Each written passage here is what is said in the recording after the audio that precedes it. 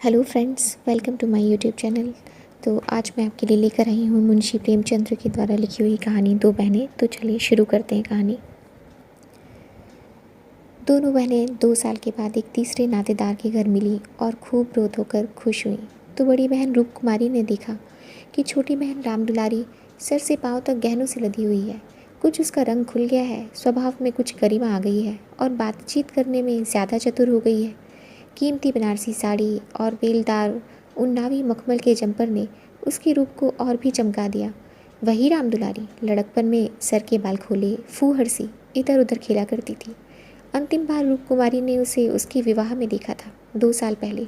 तब भी उसकी शक्ति सूरत में कुछ ज़्यादा अंतर ना हुआ था। लंबी तो हो गई थी, मगर थी उतनी ही दुबली, उतनी ही फूहड़, उतनी ही मंदबुद्धि, ज़रा ज़रा सी बात पर रूठने वाली। मगर आज तो कुछ हालत ही और थी, जैसे कली खिल गई हो। और यह रूप इसने छिपा कहाँ रखा था? नहीं, आंखों को धोखा हो रहा है। यह रूप नहीं, केवल आंखों को लुभाने की शक्ति है। रेशम और मखमल और सोने के बल पर वह रूपरेखा थोड़ी ही बदल जाएगी, फिर भी आंखों में समाई जाती है। 50 स्त्रियां जमा हैं, मगर यह आकर्षण, यह जादू और किसी में नहीं। कहीं आईना मिलता तो वह ज़रा अपनी सूरत भी देखती। घर से चलते समय उसने आईना देखा था। अपने रूप को चमकाने के लिए जितना सान चढ़ा सकती थी, उससे कुछ अधिक ही चढ़ाया था। लेकिन अब वह सूरत जैसे स्मृति से मिट गई है। उसकी धुंधली सी परछाई भर हृदय पट पर है। उसे फिर से देखने के लिए वह बेकरार हो रही है। वह अब तुलनात्मक दृष्टि से देखेगी। राम दुलारी में यह आकर्षण कहाँ से आया, इस रहस्य का पता लगाएगी। यूँ उसके पास मेकअप की सामग्रियों के साथ छोटा सा आईना भी है, लेकिन भीड़भाड़ में वह आईना देखने या बनाव श्रृंगार की आदि नहीं है। ये औरतें दिल में ना जाने क्या समझें, मगर यहाँ कोई आईना तो होगा ही। ड्राइंग रूम में ज़रूरी होगा। वह उठकर ड्राइंग रूम में गई और कद्दे आदम शीशे में अपनी सूरत देखी। वहाँ इस वक्त और कोई न था।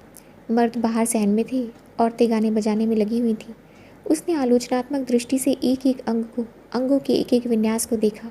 उसका अंग विन्यास, उसकी मुख छवि निष्कलंक है, मगर वह ताजगी, वह मादकता, वह माधुर्य नहीं है। हाँ, नहीं है। वह अपने को धोखे में नहीं डाल सकती। कारण क्या है? यही कि राम दुलारी आज खिली है, उसे खिले ज़माना हो गया। लेकिन इस ख्याल से उसका चित्त शांत नहीं होता। वह राम दुलारी से हेठी बनकर नहीं रह सकती। ये पुरुष भी कितने गावड़ी होते हैं, किसी में भी सच्चे सौंदर्य की परख नहीं। इन्हें तो जवानी और चंचलता और हाव भाव चाहिए। आंखें रखकर भी अंधे बनते हैं। भला इन बातों का आपसे क्या संबंध? ये तो उम्र के तमाशे हैं। असली रूप तो वह है जो समय की परवाह ना करे। उसके कपड़ों में राम दुलारी को खड़ा कर दो, फिर देखो यह सारा जादू कहाँ उड़ जाता है। चुड़ैल सी नजर आए, मगर इन अंधों को कौन समझावे। मगर राम दुलारी के घर वाले तो इतने संपन्न ना थे। विवाह में जो जोड़े और गहने आए थे वे तो बहुत ही निराशाजनक थे। खुशहाली का दूसरा और सामान भी ना था। इसके ससुर एक रियासत के मुख्ताराम थे और दूल्हा कॉलेज में पढ़ता था। इन 2 साल में कहाँ से यह खून बरस गया, कौन जाने। गहने कहीं से मांग लाई हो, कपड़े भी मांगे हो सकते हैं। कुछ औरतों को अपनी हैसियत बढ़ाकर दिखाने की लत होती है, तो वह सॉन्ग राम दुलारी को ही मुबारक है। मैं जैसी हूँ वैसी अच्छी हूँ, प्रदर्शन का यह रोग कितना बढ़ता जाता है। घर में रोटियों का ठिकाना नहीं। मर्द 25-30 रुपए पर कलम घिस रहा है, लेकिन देवी जी घर से निकलेंगी तो इस तरह मानो कहीं की राजकुमारी है। बिसातियों की और दरकीसों के तकाजे सहेंगी, बजाज के सामने हाथ जोड़ेंगी, शौहर की घुड़कियाँ खाएंगी, रोएंगी रूठेंगी, मगर प्रदर्शन की उन्माद को नहीं रोकती। घर वाले भी सोचते होंगे कितनी छिछोरी तबीयत है इसकी, मगर यहाँ तो देवी जी ने बेहयाई पर कमर बांध ली है। कोई कितना ही हंसे, बेहया की बला दूर। उन्हें तो बस यही धुन सवार है कि जिधर से निकल जाएं उधर लोग हृदय पर हाथ रख कर रह जाएं। राम दुलारी ने ज़रूर इसी से गहने और जेवर मांग लिए, बेशर्म जो है। उसके चेहरे पर आत्मसम्मान की लाली दौड़ गई। ना सही उसके पास जेवर और कपड़े, उसे किसी के सामने लज्जित तो नहीं होना पड़ता, किसी से मुंह तो नहीं चुराना पड़ता। 1-1 लाख के तो उसके 2 लड़के हैं, भगवान उन्हें चिरायु दे, वह इसी में खुश है। खुद अच्छा पहन लेने और अच्छा खा लेने से जीवन का उद्देश्य नहीं पूरा हो जाता। उसके घर वाले गरीब हैं, पर उनकी इज्जत तो है। किसी का गला तो नहीं दबाते, किसी का शाप तो नहीं लेते। इस तरह अपने मन को ढांढस देकर वह फिर बरामदे में आई तो राम दुलारी ने जैसे उसे दया की आंखों से देखकर कहा, जीजा जी की कुछ तरक्की वरक्की हुई कि नहीं बहन, या अभी भी वही 75 रुपये पर कलम घिस रहे हैं? रूप कुमारी की देह में जैसे आग लग गई। उफ़्फो रे दिमाग, मानो इसका पति लाठ ही तो है। अकड़ कर बोली, तरक्की क्यों नहीं हुई? अब 100 के ग्रेड में है, आजकल यह भी गनीमत है। नहीं, अच्छे अच्छे एमए वालों को देखती हूँ कि कोई टके को नहीं पूछता। तेरा शौहर तो अब बीए में होगा। राम दुलारी ने नाक से कोड़ कर कहा, उन्होंने तो पढ़ना छोड़ दिया बहन, पढ़कर औकात ख़राब करना था क्या? एक कंपनी के एजेंट हो गए हैं, अब 250 रुपये माहवार पाते हैं, कमीशन ऊपर से। 5 रुपये रोज़ सफ़र खर्च के भी मिलते हैं। यह समझ लो कि 500 का औसत पड़ जाता है। 150 माहवार तो उनका निज खर्च है बहन। ऊंचे ओहदे के लिए अच्छी हैसियत भी तो चाहिए। 350 बेदाग घर दे देते हैं, उनमें से 200 रुपये मुझे मिलते हैं। 250 में घर का खर्च खुशहाली से चल जाता है। एमए पास करके क्या करते? रूप कुमारी इस कथन को शेख चिल्ली की दास्तान से ज़्यादा महत्व नहीं देना चाहती, मगर राम दुलारी के लहजे में इतनी विश्वास उत्पदकता है कि वह अपनी निम्न चेतना में उससे प्रभावित हो रही है और उसके मुख पर पराजय की खिन्नता साफ झलक रही है। मगर यदि उसे बिल्कुल पागल नहीं होना है तो इस ज्वाला को हृदय से निकाल देना पड़ेगा। जिरह करके अपने मन को विश्वास दिलाना पड़ेगा कि इसके काव्य में 1/4 से ज़्यादा सत्य नहीं है। 1/4 तक तो वह सह सकती है, इससे ज़्यादा उससे ना सहा जाएगा। इसके साथ ही उसके दिल में धड़कन भी है कि कहीं यह कथा सत्य निकली तो वह राम दुलारी को कैसे मुँह दिखाएगी। उसे भय है कि कहीं उसकी आंखों से आंसू ना निकल पड़े। कहाँ 75 और कहाँ 500। इतनी बड़ी रकम आत्मा की हत्या करके भी क्यों न मिली, फिर भी रूप कुमारी के लिए असह्य है। आत्मा का मूल्य अधिक से अधिक 100 रुपये हो सकता है, 500 किसी हालत में भी नहीं। उसने परिहास के भाव से पूछा, जब एजेंटी में इतना वेतन और भत्ता मिलता है तो ये सारे कॉलेज बंद क्यों नहीं हो जाते? हज़ारों लड़के क्यों अपनी ज़िंदगी ख़राब करते हैं? राम दुलारी बहन के खिसियानेपन का आनंद उठाती हुई बोली, बहन तुम यहाँ भूल रही हो, एमए तो सभी पास हो सकते हैं, मगर एजेंटी बिरले ही किसी को आती है। यह तो ईश्वर की देन है। कोई ज़िंदगी भर पढ़ता रहे, मगर यह ज़रूरी नहीं कि वह एक अच्छा एजेंट भी हो जाए। रुपए पैदा करना दूसरी बात है, आलिम फाजिल हो जाना दूसरी बात। अपने माल की श्रेष्ठता का विश्वास पैदा कर देना, यह दिल में जमा देना कि इससे सस्ता और टिकाऊ माल बाजार में मिल ही नहीं सकता, आसान काम नहीं है। एक से एक खाकों से उनका साबका पड़ता है। बड़े बड़े राजाओं और रईसों का मत फेरना पड़ता है, तब जाके कहीं माल बिकता है। मामूली आदमी तो राजा और नवाबों के सामने भी ना जा सके, पहुँच ही ना हो, और किसी तरह पहुँच भी जाए तो जुबान ना खुले। पहले पहले तो इन्हें भी झिझक हुई थी, मगर अब तो इसे सागर के मगर हैं। अगले साल तरक्की भी होने वाली है। रूप कुमारी की धमनियों में रक्त की गति जैसे बंद हुई जा रही है। निर्दयी आकाश गिर क्यों नहीं पड़ता, पाषाण हृदय धरती फट क्यों नहीं जाती। यह कहाँ का न्याय है कि रूप कुमारी जो रूपवती है, तमीज़दार है, सुघड़ है, पति पर जान देती है, बच्चों को प्राणों से ज़्यादा चाहती है, थोड़े में गृहस्थी को इतने अच्छे ढंग से चलाने जानती है, उसकी तो यह दुर्गति। और यह घमंडिन, बदतमीज़, विलासिनी, चंचल, मुँह फट छोकरी जो अभी तक सर खोले घुमा करती थी, रानी बन जाए। मगर उसे अब भी कुछ आशा बाकी थी, शायद आगे चलकर उसकी ज़िंदगी शांति का कोई मार्ग निकल जाए। उसी परिहास के स्वर में बोली, तब तो शायद 1000 मिलने लगे। 1000 तो नहीं, पर 600 में संदेह नहीं। कोई आंखों का अंधा मालिक फंस गया होगा। व्यापारी आंखों के अंधे नहीं होते दीदी, उनकी आंखें हमारी तुम्हारी आंखों से कहीं तेज़ होती है। जब तुम उन्हें 6000 कमा कर दो तब कहीं 600 मिले। जो सारी दुनिया को चराए उसे कौन बेवकूफ़ बनाएगा। परिहास से काम न चलते देखकर रूप कुमारी ने अपमान का अस्त्र निकाला। मैं तो इसे बहुत अच्छा पेशा नहीं समझती। सारे दिन झूठ के तुमार बांधो, यह तो ठग विद्या है। राम दुलारी जोर से हंसी। बहन पर उसने पूरी विजय पाई थी। इस तरह तो जितने वकील बैरिस्टर हैं सभी ठग विद्या करते हैं। अपने मुवक्किल के फ़ायदे के लिए उन्हें क्या नहीं करना पड़ता, छोटी शहादतें तक बनानी पड़ती हैं। मगर उन्हीं वकीलों और बैरिस्टरों को हम अपना लीडर समझते हैं, उन्हें अपनी कौमी सभाओं का प्रधान बनाते हैं, उनकी गाड़ियाँ खींचते हैं, उन पर फूलों और अशर्फियों की वर्षा करते हैं, उनके नाम से सड़कें, प्रतिमाएं और संस्थाएं बनाते हैं। आजकल दुनिया पैसा देखती है। आजकल की क्यों, हमेशा से धन की यही महिमा रही है। पैसे कहीं से आए यह कोई नहीं देखता। जो पैसे वाला है उसी की पूजा होती है। जो अभागे हैं, अयोग्य हैं, भीरू हैं, वे आत्मा और सदाचार की दुहाई देकर अपने आंसू पूछते हैं। नहीं, आत्मा और सदाचार को कौन पूछता है। रूप कुमारी खामोश हो गई। अब उसे यह सत्य उसकी सारी वेदनाओं के साथ स्वीकार करना पड़ेगा कि राम दुलारी सबसे ज़्यादा भाग्यवान है। इससे अब त्राण नहीं। परिहास या अनादर से वह अपनी तंग दिली का प्रमाण देने के सिवा और क्या पाएगी। उसे किसी बहाने से राम दुलारी के घर जाकर असलियत की छानबीन करनी पड़ेगी। अगर राम दुलारी वास्तव में लक्ष्मी का वरदान पा गई है तो रूप कुमारी अपनी किस्मत ठोक कर बैठी रहेगी। समझ लेगी कि दुनिया में कहीं न्याय नहीं है, कहीं ईमानदारी की पूछ नहीं है। मगर क्या सचमुच उसे इस विचार से संतोष होगा। यहाँ कौन ईमानदार है? वही जिसे बेईमानी करने का अवसर नहीं है और न इतनी बुद्धि या मनोबल है कि वह अवसर पैदा कर ले। उसके पति 75 रुपये पाते हैं, पर क्या 10-20 रुपये और ऊपर से मिल जाएं तो वह खुश होकर लेना लेंगे। उनकी ईमानदारी और सत्यवादिता उसी समय तक है जब तक अवसर नहीं मिलता। जिस दिन मौका मिला सारी सत्यवादिता धरी रह जाएगी। और क्या रूप कुमारी में इतना नैतिक बल है कि वह अपने पति को हराम का माल हजम करने से रोक दे। रोकना तो दूर की बात है, वह प्रसन्न होगी, शायद पतिदेव की पीठ ठोकेगी। अभी उनके दफ्तर से आने के समय वह मनमारी बैठी रहती है, तब वह द्वार पर खड़ी होकर उनकी बाहर चोटेगी, बाट छुएगी और जो ही वह घर में आएंगे उनकी जेबों में तलाशी करेगी। आंगन में गाना बजाना हो रहा था। राम दुलारी उमंग के साथ गा रही थी और रूप कुमारी वहीं बरामदे में उदास बैठी हुई थी। ना जाने क्यों उसके सर में दर्द होने लगा था। कोई गाए कोई नाचे उससे प्रयोजन नहीं, वह तो अभागिन है, रोने के लिए पैदा की गई है। 9 बजे रात को मेहमान रुखसत होने लगे। रूप कुमारी भी उठी, इक्का मंगवाने जा रही थी कि राम दुलारी ने कहा, इक्का मंगवा कर क्या करोगी बहन, मुझे लेने के लिए कार आती होगी, चलो 2-4 दिन मेरे यहाँ रहो, फिर चली जाना, मैं जीजा जी को कहला भेजूंगी, तुम्हारा इंतजार ना करें। रूप कुमारी का यह अंतिम अस्त्र भी बेकार हो गया। राम दुलारी के घर जाकर हालचाल की टोल लेने की इच्छा गायब हो गई। वह अब अपने घर जाएगी और मुंह ढाँप कर पड़ी रहेगी। इन फटेहालों में क्यों किसी के घर जाए। बोली, नहीं, अभी तो मुझे फुर्सत नहीं है, बच्चे घबरा रहे होंगे, फिर कभी आऊँगी। क्या रात भर भी ना ठहरोगी? नहीं। अच्छा बताओ कब आओगी, मैं सवारी भेज दूँगी, मैं खुद कहला भेजूँगी। तुम्हें याद ना रहेगी, साल भर हो गया, भूल कर भी याद ना आया। मैं इसी इंतज़ार में रहती थी कि दीदी बुलावें तो चलूँ। एक ही शहर में रहते हैं, फिर भी इतनी दूर की साल भर गुजर जाए और मुलाकात तक ना हो। रूप कुमारी इसके सिवा और क्या कहे कि घर के कामों में छुट्टी नहीं मिलती। कई बार उसने इरादा किया कि दुलारी को बुलाए, मगर अवसर ही ना मिला। सहसा राम दुलारी के पति मिस्टर गुरुसेवक ने आकर बड़ी साली को सलाम किया।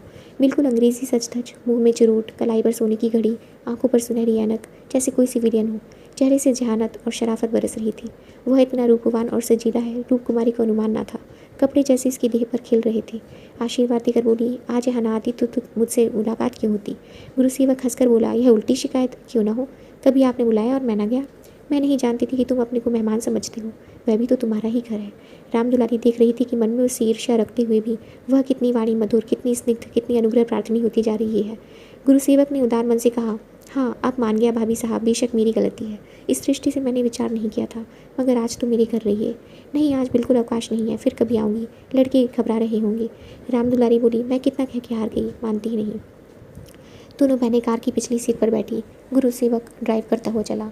ज़रा देर में उसका मकान आ गया। राम दुलारी ने फिर बहन से उतरने के लिए आग्रह किया, पर वह न मानी।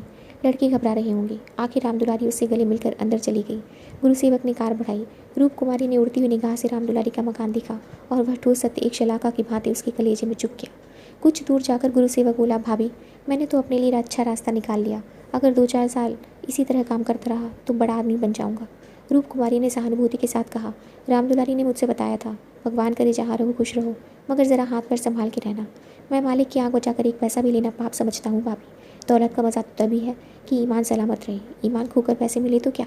मैं ऐसी दौलत को त्याज्य समझता हूँ, और आँख किसकी बचाऊँ। सब सियाद सुबह तो मेरे हाथ में है, मालिक तो रहा नहीं, केवल उसकी बेवा है, उसने सब कुछ मेरे हाथ में छोड़ रखा है। मैंने उसका कारोबार संभालना लिया होता तो सब कुछ चौपट हो जाता। मेरे सामने तो मालिक सिर्फ 3 महीने ज़िंदा रहे, मगर आदमी को परखना खूब जानते थे। मुझे 100 रुपये पर रखा और 1 महीने में 200 रुपये कर दिया। आप लोगों की दुआ से पहले ही महीने में मैंने 12,000 का काम किया। क्या काम करना पड़ता है? रूप कुमारी ने बिना किसी उद्देश्य के पूछा। वही मशीनों की एजेंटी, तरह तरह की मशीनें मंगाना और बेचना, ठंडा जवाब था। रूप कुमारी का मनहूस घर आ गया। द्वार पर एक लालटेन टिमटिमा रही थी। उसके पति जग उमानाथ द्वार पर टहल रहे थे, मगर रूप कुमारी ने गुरुसेवक से उतरने के लिए आग्रह नहीं किया। एक बार शिष्टाचार के नाते कहा जरूर, पर जोर नहीं दिया, और उमानाथ तो गुरुसेवक से मुखातिब भी न हुए। रूप कुमारी को वह घर अब कब्रिस्तान सा लग रहा था, जैसे फूटा हुआ भाग्य हो। ना कहीं फर्श, ना फर्नीचर, ना गमले, 2-4 टूटी टाटी तपाइयाँ, एक लंगड़ी मेज, 4-5 पुरानी खाटें, यही उस घर की बिसात थी। आज सुबह तक रूप कुमारी इसी घर में खुश थी, लेकिन अब यह घर उसे काटे खा रहा है। लड़के अम्मा अम्मा करके दौड़े, मगर उसने दोनों को झिड़क दिया। उसके सर में दर्द है, वह किसी से न बोलेगी, कोई ना उसे ना छेड़े। अभी घर में खाना नहीं पका, पकाता कौन? लड़कों ने तो दूध पी लिया है, किंतु उमानाथ ने कुछ नहीं खाया। इसी इंतजार में थे कि रूप कुमारी आए तो पकाए, पर रूप कुमारी के सर में दर्द है, मजबूर होकर बाजार से पूड़ियाँ लानी पड़ेंगी।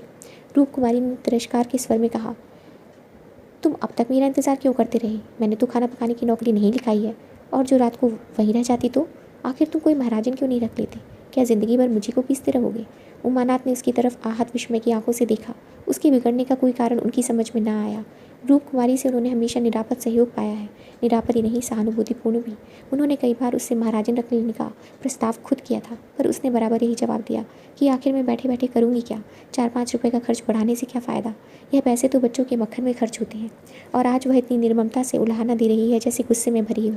अपनी सफाई देते हुए बोले, महाराजन रखने के लिए तो मैंने खुद तुमसे कई बार कहा, तो लाकर रख क्यों ना दिया? मैं उसे निकाल देती तो कहते, हाँ यही गलती हुई। तुमने कभी सच्चे दिल से नहीं कहा। रूप कुमारी ने और भी प्रचंड होकर कहा, तुमने केवल मेरा मन लेने के लिए कहा। मैं ऐसी भोली नहीं हूँ कि तुम्हारे मन का रहस्य ना समझूं। तुम्हारे दिल में कभी मेरे आराम का विचार आया ही नहीं। तुम तो खुश थे कि अच्छी लौंडी मिल गई है, एक रोटी खाती है और चुपचाप पड़ी रहती है, महज खाने और कपड़े पर, यह भी जब घर की ज़रूरतों से बचे। 75 रुपया लाकर मेरे हाथ पर रख देते और सारी दुनिया का खर्च। मेरा दिल ही जानता है मुझे कितनी कतर विरोध करनी पड़ती है। क्या पहनूं क्या ओढ़ूं, तुम्हारे साथ ज़िंदगी खराब हो गई। संसार में ऐसे मर्द भी हैं जो स्त्री के लिए आसमान के तारे तोड़ लाते हैं। गुरुसेवक ही को देखो, दूर क्यों जाओ, तुमसे कम पढ़ा है, उम्र में तुमसे कहीं कम है, मगर 500 का महीना लाता है और रामदुलारी रानी बनी बैठी रहती है। तुम्हारे लिए यही 75 रुपये बहुत हैं। रान मार में ही मगन, तुम नाहक मर्द हुए, तुम्हें तो औरत होना चाहिए था। औरतों के दिल में कैसे कैसे अरमान होते हैं, मगर मैं तो तुम्हारे लिए घर की मुर्गी का बासी साग हूँ। तुम्हें तो कोई तकलीफ होती नहीं, तुम्हें तो कपड़े भी अच्छे चाहिए, खाना भी अच्छा चाहिए, क्योंकि तुम पुरुष हो, बाहर से कमा कर लाते हो। मैं चाहे जैसे रहूँ तुम्हारी बला से।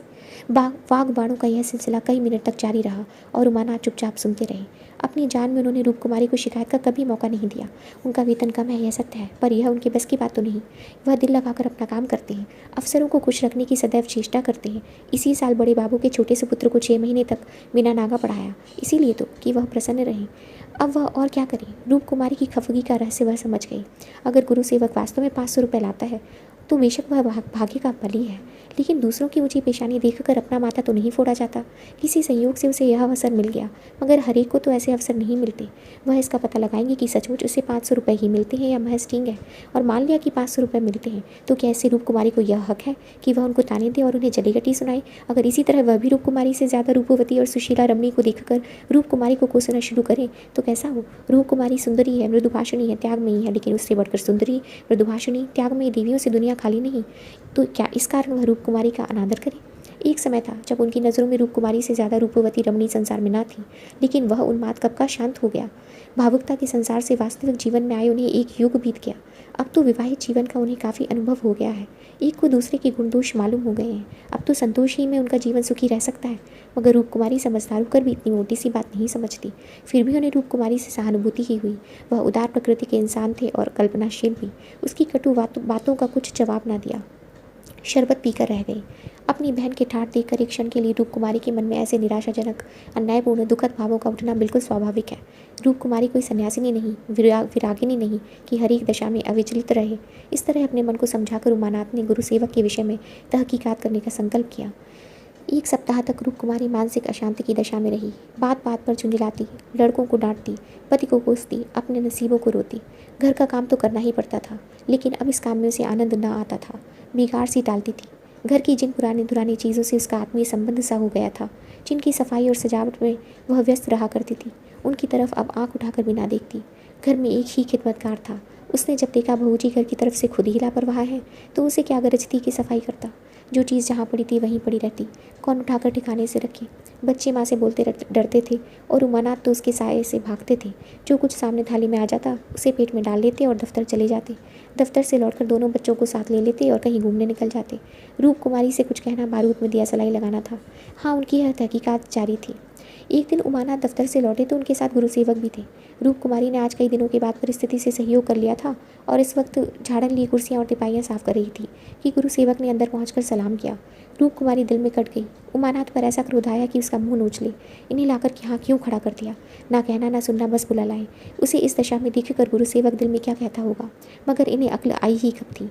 वह अपना पर्दा ढांकती फिरती है और आप उसे खोलते फिरते हैं, जरा भी लज्जा नहीं, जैसे बेहयाई का बाना पहन लिया हो। बरबस उसका अपमान करते हैं, ना जाने उसने उनका क्या बिगाड़ा है। आशीर्वाद देकर कुशल समाचार पूछा और कुर्सी रख दी। गुरु सेवक ने बैठते हुए कहा, आज भाई साहब ने मेरी दावत की है। मैं उनकी दावत पर तो ना आता, लेकिन जब उन्होंने कहा तुम्हारी भाभी का कड़ा तकाजा है, तब मुझे समय निकालना पड़ा। रूप कुमारी ने बात बनाई, घर का कलह छिपाना पड़ा। तुमसे उस दिन का कुछ बातचीत ना हो पाई थी? जी लगा हुआ था। गुरु सेवक ने कमरों के चारों तरफ नज़र दौड़ाकर कहा, इस पिंजड़े में तो आप लोगों को बड़ी तकलीफ होती होगी। रूप कुमारी को ज्ञात हुआ यह युवक कितना सुरुचिहीन, कितना आरसिक है। दूसरों के मनोभावों का आदर करना जैसे जानता ही नहीं। इसे इतनी सी बात भी नहीं मालूम कि दुनिया में सभी सौभाग्यशाली नहीं होते। लाखों में एक ही कहीं भाग्यवान निकलता है, और उसे भाग्यवान ही क्यों कहा जाए। जहाँ बहुतों को दाना न मयसर हो, वहाँ थोड़े से आदमियों के भोग विलास में कौन सा सौभाग्य। जहाँ बहुत से आदमी भूखे मर रहे हों, वहाँ 2-4 आदमी मोहन भोग उड़ाएं तो यह उनकी बेहयाई और हृदयहीनता है, सौभाग्य कभी नहीं। कुछ चिढ़कर बोली, पिंजरे में कटघरे में रहने से अच्छा है पिंजरे में निरीह पक्षी रहते हैं। कटघरा तो घातक जंतुओं का ही निवास स्थान है। गुरु सेवक शायद यह संकेत ना समझ सका। बोला, मेरा तो इस घर में दम घुट जाए। मैं आपके लिए अपने घर के पास ही एक मकान ठीक करा दूंगा। खूब लंबा चौड़ा, आपसे कुछ किराया नहीं लिया जाएगा। मकान हमारी मालकिन का है, मैं भी उसी के मकान में रहता हूँ। सैकड़ों मकान है उनके पास, सैकड़ों। अब सब मेरे अख्तियार में है। जिसे जो मकान चाहूँ दे दूँ, मेरे अख्तियार में है। किराया लूँ या ना लूँ, मैं आपके लिए सबसे अच्छा मकान ठीक करूँगा। मैं आपका बहुत अदब करता हूँ। रूप कुमारी समझ गई, महाशय इस वक्त नशे में है, अभी यूँ बहक रहे हैं। अब उसने गौर से देखा तो उनकी आंखें सिकुड़ गई थी, गाल कुछ फूल गए थे, जुबान भी लड़खड़ाने लगी थी। एक जवान खूबसूरत शरीफ चेहरा कुछ ऐसा शेखीबाज और निर्लज्ज हो गया कि उसे देखकर घृणा होती थी। उसने एक क्षण बाद फिर बहकना शुरू किया। मैं आपका बहुत अदब करता हूँ। जी हाँ, आप मेरी बड़ी भाभी हैं। आपके लिए मेरी जान हाजिर है। आपके लिए एक मकान नहीं 100 मकान तैयार हैं। मैं मिसेस लोहिया का मुख्तार हूँ। सब कुछ मेरे हाथ में है, सब कुछ। मैं जो कहता हूँ वह आंखें बंद करके मंजूर कर लेती हैं। मुझे अपना बेटा समझती हैं। मैं उनकी सारी जायदाद का मालिक हूँ। मिस्टर लोहिया ने मुझे 20 रुपये पर रखा, 20 रुपये पर बड़ा मालदार था वह, मगर किसी को नहीं मालूम उसकी दौलत कहाँ से आती थी, किसी को नहीं। मेरे सिवा कोई नहीं जानता। वह खुफिया फरोश था, किसी से कहना नहीं। वह चोरी से कोकीन बेचता था। लाखों की आमदनी थी उसकी। अब वही व्यापार मैं करता हूँ। हर शहर में हमारे खुफिया एजेंट हैं। मिस्टर लोहिया ने मुझे इस फ़न में उस्ताद बना दिया। जी हाँ, मजाल नहीं कि मुझे कोई गिरफ्तार कर ले। बड़े बड़े अफसरों से मेरा याराना है। उनके मुंह में नोटों के पुलिंदे ठूस ठूस कर उनकी आवाज़ें बंद कर देता हूँ। कोई चू नहीं कर सकता। दिन दहाड़े बेचता हूँ। हिसाब में लिखता हूँ 1000 रिश्वत दी, देता हूँ 500, बाकी यारों का है। बेतरेक रुपए आते हैं और बेतरीक खर्च करता हूँ। बुढ़िया को तो राम नाम से मतलब है। 70 चूहे खा के अब हंस करने चली है। कोई मेरा हाथ पकड़ने वाला नहीं, कोई बोलने वाला नहीं। जेब से नोटों का ये बंडल निकाल कर यह आपके चरणों की भेंट है। मुझे दुआ दीजिए कि इसी शाम से ज़िंदगी कट जाए। जो आत्मा और सदाचार के उपासक हैं उन्हें कुबेर लाते मारता है। लक्ष्मी उनको पकड़ती है जो उसके लिए अपना दीन और ईमान सब कुछ छोड़ने को तैयार है। मुझे बुरा ना कहिए, मैं कौन मालदार हूँ। जितने धनी हैं वे सब के सब लुटेरे हैं, पक्के लुटेरे, डाकू। कल मेरे पास रुपए हो जाए और मैं एक धर्मशाला बनवा दूँ, फिर देखिए मेरी कितनी वाह वाह होती है। कौन पूछता है मेरी दौलत कहाँ से आई। जिस महात्मा को कहिए बुलाकर उससे प्रशंसा करवा लूँ। मिस्टर लोहिया को महात्माओं ने धर्मभूषण की उपाधि दी थी, इन स्वार्थी पेट के बंदरों ने। उस बुढ़े को जिससे बड़ा कुकर्मी संसार में ना होगा। यहाँ तो लूट है। एक वकील आधे घंटे बहस करके 500 रुपये मार लेता है। एक डॉक्टर ज़रा सा नशरल लगाकर 1000 सीधा कर लेता है। एक जुआरी स्पेक्यूलेशन में एक एक दिन में लाखों का वारा न्यारा कर देता है। अगर उनकी आमदनी जायज़ है तो मेरी आमदनी भी जायज़ है। जी हाँ, जायज़ है। मेरी निगाह में बड़े से बड़े मालदार की भी कोई इज्जत नहीं। मैं जानता हूँ वह कितना बड़ा हथकंडेबाज है। यहाँ जो आदमी आंखों में धूल झोंक सके वही सफल है। गरीबों को लूटकर मालदार हो जाना समाज की पुरानी परिपाटी है। मैं भी वही करता हूँ जो दूसरे करते हैं। जीवन का उद्देश्य है ऐसा करना। खूब लूटूंगा, खूब ऐश करूंगा और बुढ़ापे में खूब खैरात करूंगा और एक दिन लीडर बन जाऊंगा। कहिए गिना दूँ यहाँ कितने लोग जुआ खेल खेल कर करोड़पति हो गए, कितने औरतों का बाजार लगाकर करोड़पति हो गए। सहसा उमानाथ ने आकर कहा, मिस्टर गुरुसेवक क्या कर रहे हो, चलो चाय पी लो, ठंडी हो रही है। गुरुसेवक ऐसा हड़बड़ा उठा मानो अपने सचेत रहने का प्रमाण देना चाहता हो, मगर पांव लड़खड़ाए और ज़मीन पर गिर पड़ा। फिर संभल कर बोला और झूमता झामता ठोकरे खाता बाहर चला गया। रूप कुमारी ने आज़ादी की सांस ली। यहाँ बैठे बैठे उसे हौल दिल सा हो रहा था। कमरे की हवा कुछ ऐसे कुछ भारी हो गई थी।